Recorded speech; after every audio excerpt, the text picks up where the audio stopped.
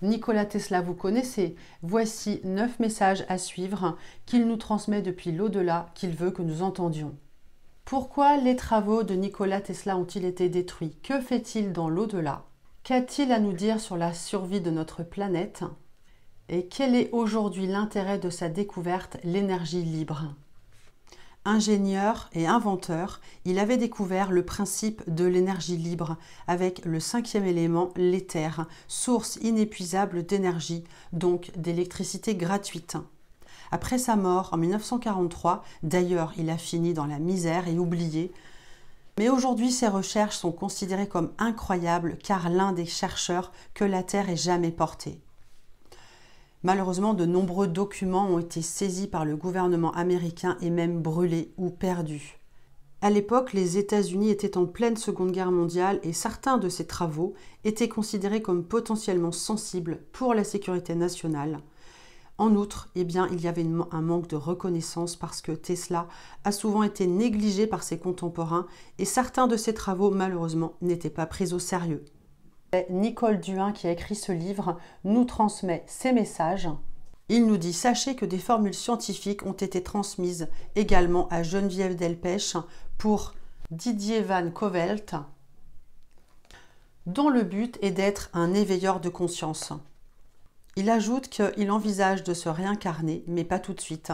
En fait, de l'autre côté, il est plutôt satisfait d'être enfin reconnu, mais en colère d'avoir été naïf. À ce jour, il observe les changements du monde qui vont a priori devenir meilleurs et égalitaires. D'ailleurs, il est content que les voitures portent son nom. Actuellement, de l'autre côté, il travaille avec Albert Einstein. Ils ont d'ailleurs fait un parcours ensemble, ils ont vécu à la même époque et ils poursuivent leur travail dans l'au-delà. Tous les deux ont à cœur de voir leurs découvertes utilisées à des fins pacifiques. Il nous dit que la solution de transition énergétique est la plus importante. Il ajoute « Il faut que les terriens arrêtent de s'entretuer. Un changement sur ces terres est absolument nécessaire. » Il insiste pour que ce message soit diffusé, alors c'est ce que je fais. Il n'attend pas d'honneur ni de reconnaissance. Son seul but est de sauver l'humanité. Alors, du coup, que fait-il dans l'au-delà? Eh bien, il inspire de nombreux chercheurs qui l'écoutent par intuition, mais sans s'en rendre compte. Le changement, ajoute-t-il, ne peut venir que du gouvernement qui peut officialiser. Il veut également que l'on sache qu'il est bien vivant. Il souhaite que cet auteur, Didier Van Covelt, frappe fort dans ses livres par ses enseignements et il insiste pour que la France sorte du nucléaire, c'est très important.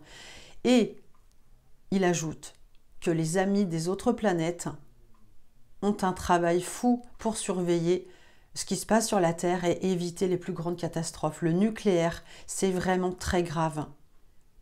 Alors avec sa découverte de l'énergie libre, on peut éclairer toute la planète sans danger, à peu de frais.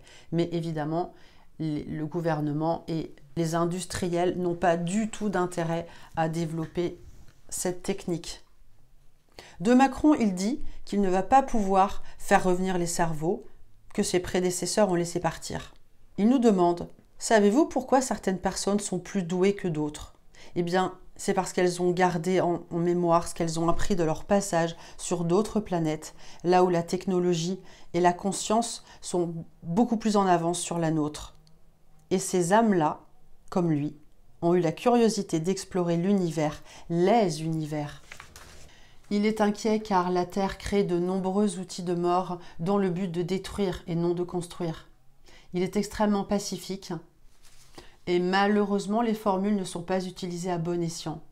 Il insiste pour que vraiment on désarme. Car hélas, si la planète Terre est détruite, eh bien c'est tout l'univers qui en ressentira les effets et un énorme déséquilibre. Dis-moi en commentaire ce que tu en penses.